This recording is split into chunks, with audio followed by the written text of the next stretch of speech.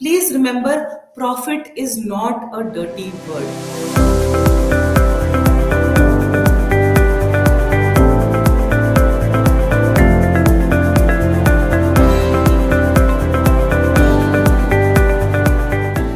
हमारे बीच दीक्षा पांडे जी मौजूद हैं एंड मैं पर्सनली बहुत ही इंस्पायर्ड हूँ दीक्षा पांडे जी का। इसका कारण बहुत ही सिंपल है, she is the cofounder of Samosa Party. तो दीक्षा जी ने अपनी शुरुआत ओबेरॉय से करी थी और वहां पे उन्होंने एज अ रिसेप्शनिस्ट ज्वाइन किया था, बट 15 साल के करियर में उन्होंने वहां से OCLD कोर्स में ट्रेनिंग किया और हेड ऑफ इनोवेशन पिज्जा हट की थी वो। और आज के दिन में यहाँ तक भी उन्होंने अपनी जिंदगी को सीमित नहीं किया। इसके बाद उनको लगा कंज्यूमर बिहेवियर मुझे चाहिए, फाइन डाइनिंग हो या फिर फास्ट फूड हो, whatever, I need to learn more about it. और उसके बाद आया Samosa Party and you can see it on Zomato and I have personally love the packaging of it, love the quality of it. छोटे छोटे समोसे, उससे ना आपको ज्यादा हैवी भी नहीं लगता। So I love the part and आज की डेट में 15 तरीके के समोसे इनके समोसा पार्टी में अवेलेबल है। तो गाइज अगर आप लोग मैंने गाजियाबाद का बताया because I have tested it, आपके यहाँ अगर अवेलेबल है तो please go to Zomato and have it. And now over to you Diksha ji. आपसे मेरा पहला सवाल होगा, before I ask you the first question, I would like you to take the stage and tell them about samosa party। कुछ तो story बताओ कि आपने किया क्या, कैसे किया, क्या थॉट था कि समोसा बेचते हैं। चलो over to you ma'am. So first of all thank you Tulika, इतने दमदार और इतने इनकरेजिंग वेलकम के लिए। एंड हमारे जितने भी पार्टिसिपेंट्स हैं उनको भी थैंक यू, आप लोग ने टाइम निकाला, it means a lot. Samosa party actually India का सबसे बड़ा समोसा बेस्ड QSR ब्रांड है। QSR means quick service restaurant. जैसे कि मैंने पहले F&B में काफी टाइम काम किया, ओबरॉय होटल्स में, फिर पिज्जा हट में, उसके बाद चाय पॉइंट में। तो आई रियलाइज कि हमारे जो फास्ट फूड या जो स्नैकिंग है इंडिया में, उसको अमेरिकन ब्रांड्स ने पूरा हाईजैक कर लिया है। आप जब भी फास्ट फूड सोचते हैं तो आपको डोमिनोज, पिज्जा हट, मैकडोनल्ड्स, KFC, यही सब ब्रांड्स याद आती हैं, राइट? जबकि हमारे खाने में इतनी वैरायटी, इतनी क्वालिटी, इतना कुछ अवेलेबल है, बट अनफॉर्चुनेटली उसके ऊपर किसी ने ब्रांड नहीं बनाई, उसको किसी ने इस तरह से प्रेजेंट नहीं किया कि उसको हम लोग थोड़ा और इज्जत से देख सकें या ये सोच सकें कि ये एक नेशनल या इंटरनेशनल ब्रांड बन सकता है। तो वो मुझे बहुत खराब लगा कि हम लोग हर चीज में इंपोर्टेड प्रोडक्ट्स की तरफ भागते हैं, और वही खाने के साथ भी हो रहा था, जिसमें कि इंडियन फूड को, इंडियन फास्ट फूड को हम स्ट्रीट फूड कह रहे थे, राइट? स्ट्रीट फूड मतलब वो रोड पे मिल रहा है, तो उसकी कोई रिस्पेक्ट नहीं है। तो उसको चेंज करने के लिए हम लोगों ने सोचा कि हम एक फास्ट फूड या QSR ब्रांड बनाएंगे जो इंडियन फूड के ऊपर होगा। एंड शुरू करने से पहले ही हम लोग कुछ चीजों पे काफी क्लियर थे कि हम लोग की क्या क्वालिटी होगी, किस तरह का हम वहाँ पे हाइजीन के प्रोटोकॉल्स मेंटेन करेंगे। और हमें मालूम है कि आज की डेट में कस्टमर क्वालिटी के लिए पैसे देने के लिए तैयार है।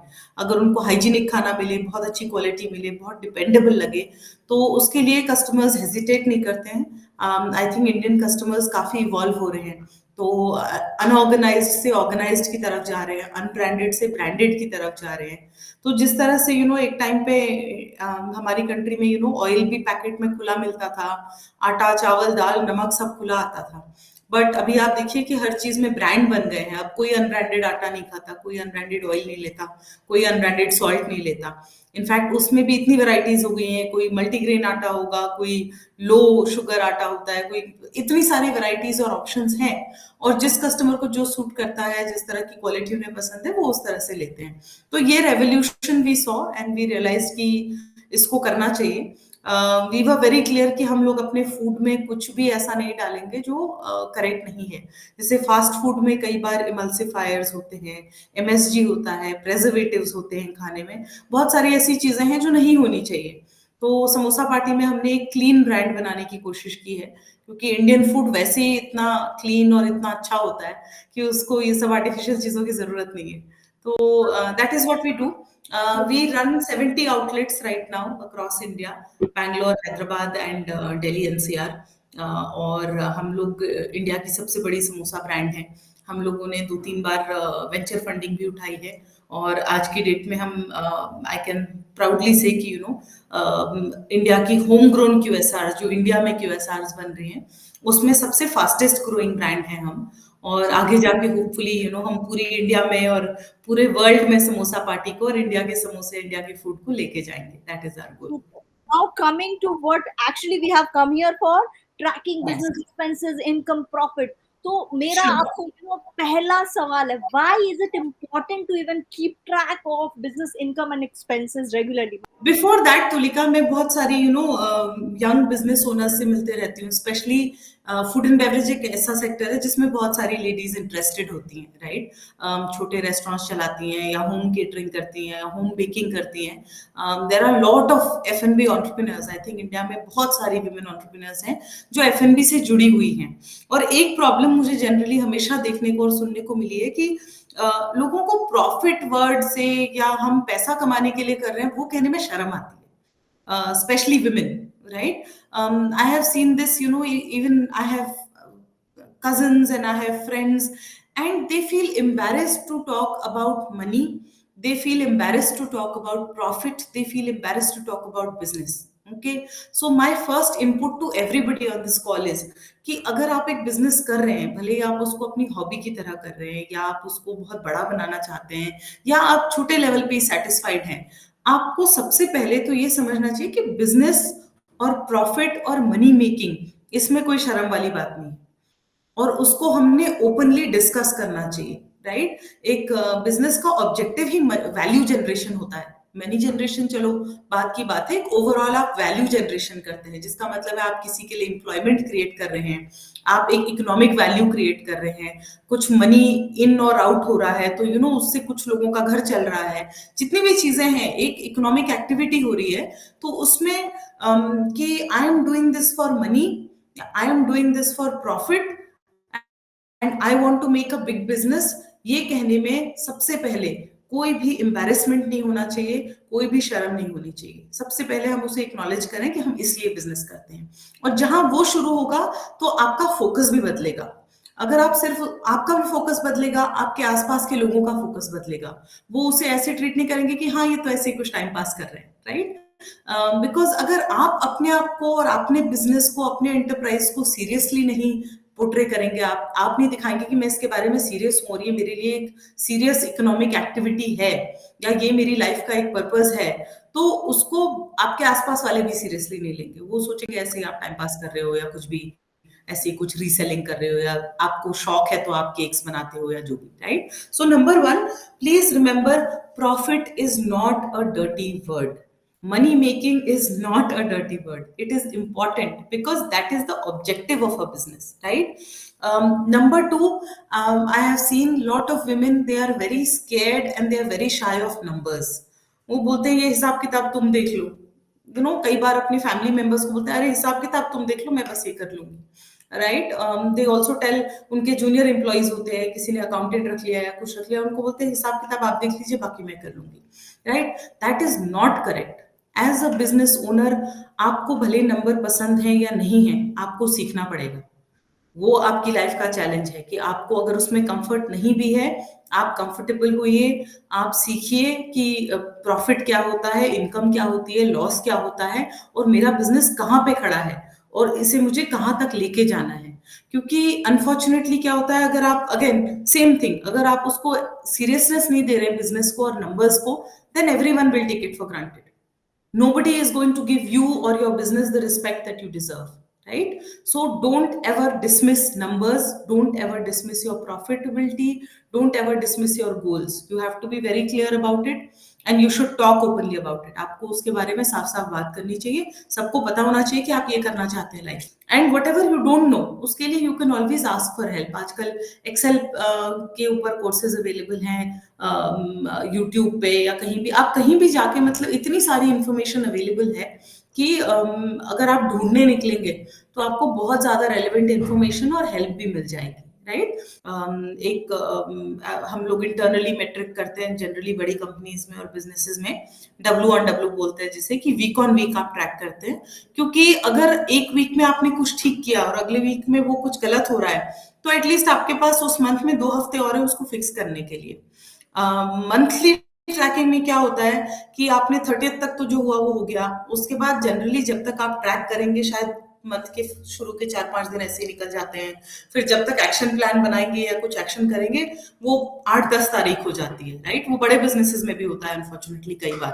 तो ऑलरेडी आपके जो है ना वो 40 डेज निकल गए हाथ से।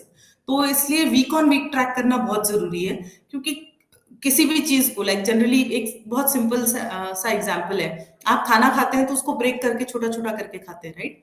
क्योंकि वो डाइजेस्ट होता है इजीली, माउथ में चला जाता है, पूरा उठा के नहीं खा सकते because it's difficult to eat it. So always break it down, अपना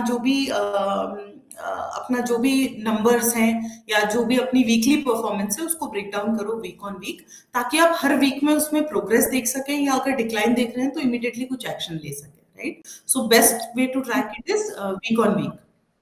तो यहाँ पे एक और सवाल है दीक्षा जी आपके लिए कि आई मीन आपने कोई एक समय याद है आपको, कोई भी इंसिडेंट याद है जब आपने फाइनेंसेस ट्रैक कर रहे हो और ये आपको कोई भी एक डिसीजन लेने में हेल्प किया हो समोसा पार्टी में? वो हमारा एक एक डिसीजन सिर्फ नंबर्स से होता है, यहाँ पे किसी के मन की नहीं चलती है यू नो कि अगर मुझे ये प्रोडक्ट पसंद है तो ये मेन्यू में रहेगा, ऐसा भी नहीं होता। अगर जब तक कस्टमर्स को पसंद नहीं है, उससे रेवेन्यू नहीं आ रहा, उसका प्रॉफिट नहीं ठीक बैठ रहा, उसकी सप्लाई चेन नहीं ठीक बैठ रही, तो वो प्रोडक्ट नहीं रहेगा। There is nothing which data does not decide. So CEO से भी ऊपर है डेटा, और अगर आपके पास डेटा करेक्ट है, इंफॉर्मेशन करेक्ट है, तो आपके decisions by and large correct होंगे। ऐसा नहीं है, कई बार क्या होता है कि डेटा में भी कुछ ना कुछ इश्यूज हो सकते हैं अगर आपका डेटा क्लीन नहीं है। सपोज करो कि आप इंफॉर्मेशन ठीक से ट्रैक नहीं कर रहे हैं, तो उससे आपको डिसीजन मेकिंग में गलतियां हो सकती हैं, राइट? तो थोड़ा बहुत आप उसमें कॉमन सेंस भी लगाएंगे, थोड़ा बहुत समझेंगे। जैसे ये हो सकता है कि किसी का बिजनेस ऐसा है कि दिवाली के मंथ में उनका बहुत ज्यादा स्पाइक आती है, राइट? वो 100 से सीधे 500 चला जाता है, तो इसका मतलब ये नहीं है कि वो दिसंबर में भी 500 पे रहेगा। तो वो जो डेटा से बियॉन्ड एक जो कॉमन सेंस और रियलिटी है, उसको भी आप अप्लाई करते हैं डिसीजन मेकिंग में। बट 99.9% डिसीजंस आपके डेटा, नंबर्स और इंफॉर्मेशन को लेके ही बनाने चाहिए, और वही एक करेक्ट वे है, क्योंकि वो रियलिटी है, उसमें किसी का बायस नहीं है कि मुझे पसंद है या मुझे पसंद नहीं है इसलिए करना है। तो बिजनेस में तो डेटा से बड़ा कुछ भी नहीं है। Now here the question says what are some common mistakes? You talked about that कि दिवाली अगर आपका festive season है तो उस समय ज्यादा होगा and all that. Can you just elaborate on this कि मतलब कैसे avoid किया जाए कि data based decisions में mistake ना हो? 2-3 parts to this again, because we are talking about small businesses. सबसे पहले तो ये इंपॉर्टेंट है कि आपकी एक्सपेंस ट्रैकिंग जो है सेपरेट हो, पर्सनल अकाउंट और बिजनेस अकाउंट, राइट? भले ही उसमें आपको थोड़ा एफर्ट लगे कि आपको एक बिजनेस अकाउंट अलग से मेंटेन करना है, या उसके स्टेटमेंट्स निकाल के पढ़ने होते हैं, या अलग बैंक अकाउंट लोगों को देना पड़ता है, समझ में नहीं आता कि पैसे आ गए या नहीं। आजकल तो बहुत ही ईजी हो गया है, आई थिंक आप अगर गूगल पे पे भी सेपरेट एक अकाउंट सेट कर लेते हैं तो काफी ईजी हो जाता है ट्रैक करना, right? So it's very very important starting point कि पर्सनल फाइनेंस और बिजनेस फाइनेंस को अलग अलग सेपरेटली रखा जाए। और उसके बाद नंबर 2, अपने सारे एक्सपेंसेस नोट करना बहुत जरूरी है, राइट? डेटा तो उतना ही यूजफुल होगा जितनी उसकी अच्छी एंट्री होगी। अगर आप दिन में 100 रुपए खर्च कर रहे हैं बस 50 रिकॉर्ड कर रहे हैं, तो फिर आपका डेटा ऑलरेडी खराब है, राइट? सो उसके लिए आप फिगर आउट कीजिए कि आपके बेस्ट सोल्यूशन क्या है। कई लोग पसंद करते हैं डायरी में लिख लेते हैं, कई लोग पसंद करते हैं कि वो व्हाट्सएप में अपने आप को मैसेज कर देते हैं, या फिर एक्सेल में अगर आपको यूज करना आता है एक्सेल कर लीजिए। अगर आपके बिजनेस का ये साइज है कि उसमें आप कोई सॉफ्टवेयर यूज करते हैं, कोई भी टूल यूज करते हैं, तो वहां से यूज कर लीजिए। लेकिन एक एक एक्सपेंस को ट्रैक करना बहुत ज्यादा जरूरी है, राइट? थर्ड स्टेप आता है कि जब आपने एक्सपेंसेस ट्रैक कर लिए, तो उन एक्सपेंसेस को समझना भी जरूरी है कि उनमें से कौन से एक्सपेंसेस ठीक है और कौन से एक्सपेंसेस नहीं होने चाहिए, राइट? सो एक्सपेंसेस के ब्रॉडली 2 हेड्स होते हैं। कुछ भी बिजनेस में होगा तो सबसे पहले एक फिक्स्ड एक्सपेंस होता है, आपके पास बिजनेस आए ना आए वो एक्सपेंस होगा ही, राइट? एग्जाम्पल ले लीजिए कि अगर आपने कोई ऑफिस रेंट पे लिया है, या आप कोई रिटेल शॉप चलाते हैं, या आप सैलून चलाते हैं, तो उसका जो रेंटल है वो तो फिक्स्ड है। आपके पास बिजनेस है या नहीं है, वो आपको जो है वो इनकर करना ही पड़ेगा, तो वो फिक्स्ड एक्सपेंस कहलाता है, राइट? ऐसे तरह से 2-4 एक्सपेंसेस और भी हो सकते हैं जो फिक्स्ड हैं। सपोज कीजिए आप इंटरनेट आप हर मंथ लिए हुए हैं, अब वो अगर आप इंटरनेट यूज करें ना करें फिर भी बिल उतना ही आएगा, तो वो भी फिक्स्ड एक्सपेंस है, क्योंकि उसका एक जो क्वांटिटी है वो फिक्स्ड है, वो ना ऊपर जाती है ना नीचे जाती है बिजनेस वॉल्यूम के साथ। तो फिक्स्ड एक्सपेंस को हमने एक तरफ लिख लिया। उसके बाद हम लिखेंगे अपने वेरिएबल एक्सपेंसेस, या फिर जो चेंजिंग एक्सपेंसेस होते हैं। ये जनरली होगा आपके रॉ मटेरियल से रिलेटेड। अगर आप लेट्स सपोज कीजिए फॉर एन एग्जांपल कि आप मिठाई बनाते हैं और 10 किलो मिठाई में आपका 100 रुपए का खर्चा लगता है, राइट? तो 20 किलो मिठाई में आपका 200 लगेगा, 30 किलो मिठाई में 300 लगेगा। तो ये वेरिएबल एक्सपेंस है, ये बिजनेस की वॉल्यूम के साथ घटता या बढ़ता है, तो इसलिए उसको वेरिएबल कहते हैं। अगर इसी तरह से आपके पास में कोई ऐसी मैन पावर या कोई ऐसा लेबर है जिसको आप फिक्स्ड सैलरी ना देके कॉन्ट्रैक्ट पे काम कराते हैं और उसकी सैलरी भी कम ज्यादा होती है बिजनेस वॉल्यूम के साथ, तो वो वेरिएबल में आएगा। अगर उसकी फिक्स सैलरी है तो फिक्स सैलरी में आएगा, फिक्स्ड एक्सपेंस में आएगा। तो दोनों फिक्स्ड और वेरिएबल एक्सपेंसेस को साथ में देख के आप डिसाइड कर सकते हैं कि चलो मेरा फिक्स्ड एक्सपेंस तो इतना बनना ही बनना है। सपोज करो कि आपका हर मंथ का 30,000 का फिक्स एक्सपेंस होता ही है, राइट? रेंट हो गया, या आपने कोई एम्प्लॉय रखा हुआ है, या कोई भी ऐसे खर्चे हैं जो आपके फिक्स्ड हैं। तो सपोज फॉर एन एग्जाम्पल हम लेते हैं कि 30,000 का आपका फिक्स्ड एक्सपेंस है। अब उसमें आपको ये देखना है कि अगर 30,000 का मेरा फिक्स्ड एक्सपेंस है, इसके ऊपर सपोज करते हैं कि हमारा वेरिएबल एक्सपेंस जनरली परसेंटेज में आएगा, क्योंकि वो फिक्स नहीं है, राइट? अगर मैं 1 लाख का बिजनेस करती हूँ और मेरा वेरिएबल एक्सपेंस 50% है, तो वो 50,000 हो गया, राइट? तो नाउ आई नो कि अच्छा मेरा फिक्स्ड एक्सपेंस 30 का हो गया और 50 मेरा इस मंथ वेरिएबल हो गया, 1 लाख का मेरा रेवेन्यू है। तो बचा हुआ जो 20 है, टैक्सेस अगर मेरे बिजनेस में एप्लीकेबल है, टैक्स देने के बाद या सब कुछ करने के बाद अगर 20,000 मुझे बच रहा है, तो that is a good margin. उसे आप बोलेंगे अपना नेट मार्जिन या net net profit, right? So generally it's important कि आपको अपनी इंडस्ट्री के या आप जिस एरिया में काम कर रहे हैं उसका थोड़ा बहुत बेंचमार्क पता करना चाहिए। ऑनलाइन भी मिल जाएगा, बाकी और बिजनेसेस में बात करके भी समझ में आ जाता है, लेकिन एक ब्रॉड आइडिया आपको होना चाहिए कि अगर मैं ये बिजनेस कर रही हूँ तो इसमें मुझे कितना प्रॉफिट परसेंटेज आना चाहिए, राइट? अगर मिनिमम मुझे 15 to 20% आ रहा है तो वो अच्छा बिजनेस है, it is a good business, क्योंकि आई एम टेकिंग होम सब कुछ एक्सपेंस पे करने के बाद 15 से 20% मेरे पास में बच रहा है, राइट? अगर मेरे पास 15-20% से कम बच रहा है, तो मैं अपने फिक्स्ड एक्सपेंसेस या वेरिएबल एक्सपेंसेस को एनालाइज करूं, उसको मैं एक एक लाइन आइटम को देखूं कि कहाँ पे ऐसा है जो मैं रिड्यूस कर सकती हूँ, कौन सा ऐसा एरिया है जिसको मैं और इम्प्रूव कर सकती हूँ, ताकि मेरा जो नेट प्रॉफिट है वो 15-20% के बीच में आ जाए, right?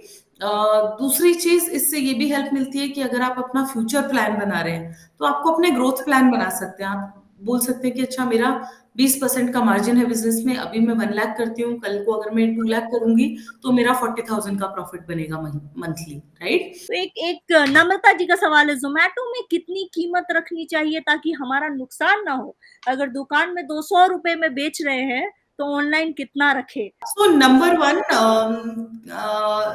one myth over here is कि दुकान में बेचने से ज्यादा फायदा होता है, जोमेटो में लॉस होता है। ये गलत है। ये डिपेंड करता है कि आपकी वॉल्यूम क्या है और आप किस तरह से अपने प्रोडक्ट को पोजीशन कर रहे हैं। कई बिजनेसेस हैं जो काफी ज्यादा ऑनलाइन savvy बिजनेसेस हैं, उनका जो है सारा प्रॉफिट ऑनलाइन से आता है और जरूरी नहीं कि ऑफलाइन से आता है।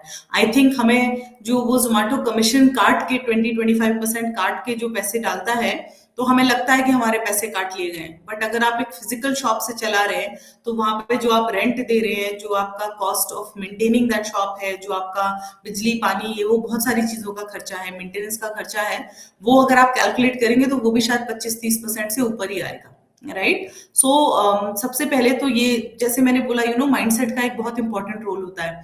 तो सबसे पहले हमको ये माइंडसेट समझना चाहिए और नंबर के हिसाब से इसको कैलकुलेट करके देखना चाहिए कि एक्चुअली मेरी प्रोडक्ट की कॉस्ट कितनी है, राइट? अगर मेरी प्रोडक्ट की कॉस्ट इतनी है तो मैं उसको कितने में, उसके ऊपर मैं सारी जितने भी एक्सपेंसेस है वो लोड करूं और उसके बाद देखूं कि मुझे कितने में बेचना है। उसका दुकान में कितने में बेचने से कोई लेना देना नहीं है।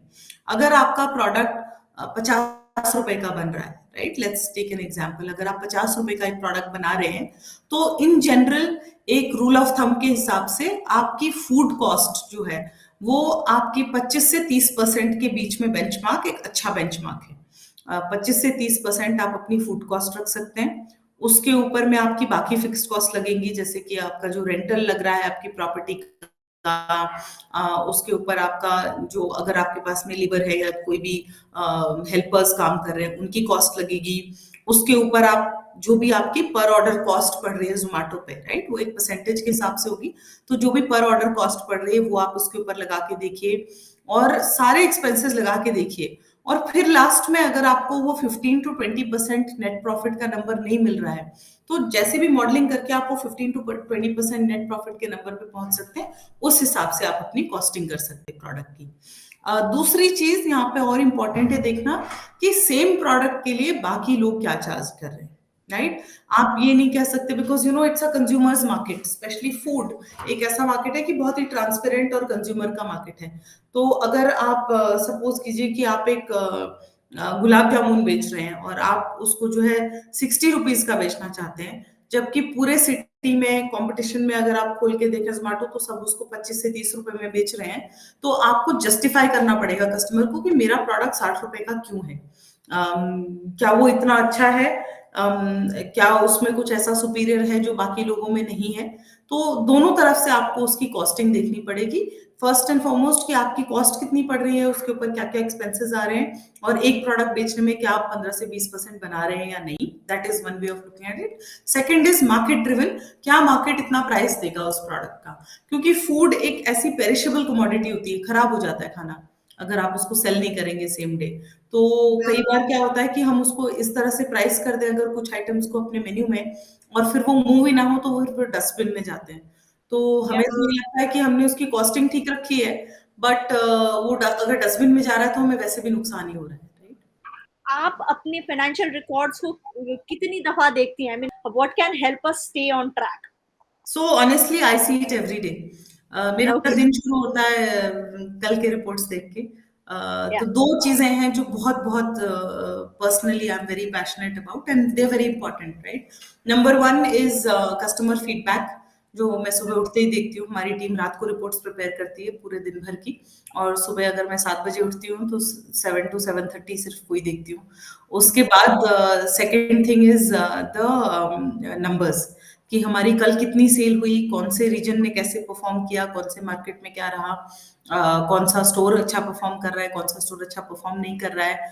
और जैसे जैसे आप नंबर्स को देखने लगते हैं, वो आपके माइंड में और आपके प्रॉपरली इंटरनलाइज हो जाते हैं, राइट। एक एक लेवल पे आके आपको ये देखना नहीं पड़ता कि कल क्या था या परसों क्या था या एक महीने पहले क्या था। वो इतनी आपकी हैबिट हो जाती है और इतना आपने उन नंबर्स को इंटरनलाइज कर लिया है कि आप उसको देखते ही बता देते हैं कि आज ये प्रॉब्लम हुई है क्योंकि सो एंड सो था। और आई थिंक वो हर बिजनेसमैन के लिए बहुत जरूरी है टू अंडरस्टैंड उनके बिजनेस के ट्रेंड्स, पिटफॉल्स, की कहाँ क्या गड़बड़ है या कहाँ क्या अच्छा चल रहा है।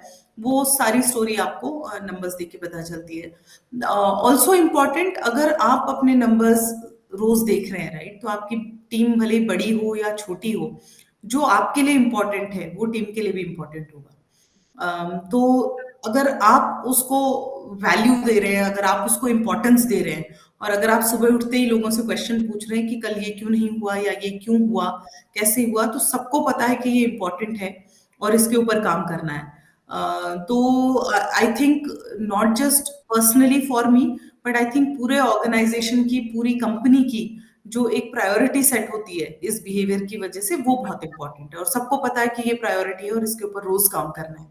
तो I would, if it's possible, I would highly recommend कि आप अपने नंबर्स रोज देखिए। इनफैक्ट हमारे जब नए आउटलेट्स खुलते हैं तो उनमें तो हम अपनी टीम को ये भी बोलते हैं कि हर 3 घंटे में सेल का ट्रेंड डालो। क्यों? क्योंकि हमें समझना है कि लोग ब्रेकफास्ट में ज्यादा आ रहे हैं या लंच में ज्यादा आ रहे हैं या स्नैक्स पे आ रहे हैं, डिनर पे आ रहे हैं, बिकॉज हर आउटलेट, हर तरह का बिजनेस जो है डिफरेंटली बिहेव करता है। और जितना अच्छे से आप उसको समझेंगे कि कहाँ क्या चल रहा है, किस तरह से, कहाँ पे आपकी स्ट्रेंथ्स हैं, कहाँ पे आपकी वीकनेस है, वो उतना ही आपको और स्ट्रांग बनाएगा। लास्ट में once again I will repeat, जो मैंने पहले कहा था कि अपने बिजनेस को लेके शाय नहीं होना चाहिए। उसको आप इम्पोर्टेंस दीजिए, तभी बाकी सब लोग उसको इम्पोर्टेंस देंगे, राइट? और आप अपने सबसे बड़े मार्केटिंग और ब्रांड एम्बेसडर हैं।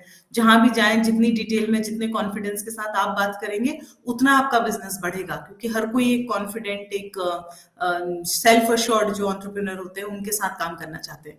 तो जो इमेज आप पोर्ट्रे करेंगे, उससे आपका बिजनेस भी आगे और बढ़ेगा, राइट?